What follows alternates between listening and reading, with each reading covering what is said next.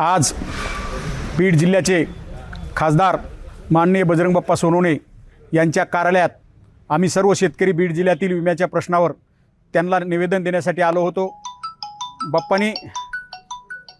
बाप्पानी सगळ्या शेतकऱ्याला मध्ये बोलून त्यांना यथोच्च त्यांचं काय गाऱ्हाण आहे ते ऐकून घेतलं आणि हा प्रश्न संसदेमध्ये मी मांडतो। आणि काही दिवसामध्ये जे मुख्यमंत्र्यांना आश्वासन दिले आपल्याला 17,500, तर त्या 17,500 सरसगट बीड जिल्ह्यातील संपूर्ण शेतकऱ्याला सरसगट विमा देतो असं जे वचन दिलं त्याच्या बाबतीत मुख्यमंत्र्याला प्रत्येक जिल्ह्यातला आपला शेतकरी प्रतिनिधी 2-2 घेऊन मुख्यमंत्र्याचे टाईम घेतो आणि त्यामध्ये शिष्टमंडळाला भेट देतो असं त्यांनी सांगितलं। आणि पुन्हा 2020चा आम्ही मोर्चे काढू आपल्या जिल्ह्यामध्ये जो विमा भरलेला होता त्या 2020चा विमा आपल्यासारखंच क्लायमेट उस्मानाबादला आहे तिथं मिळाला, तर माझंही 2020ला आम्ही आपलं बीड जिल्ह्याला बीडला मोर्चे, माजलगावला मोर्चे काढून एक जनहित याचिका दाखल केली होती हायकोर्टामध्ये औरंगाबादला। तिची 2022ची जी याचिका आहे त्या संदर्भात सुद्धा मी लीडिंग करतो असं खासदारांनी सांगितलं। आपण त्यांचे सर्वांचे आभार मानून आपला कार्यक्रम हे करतो।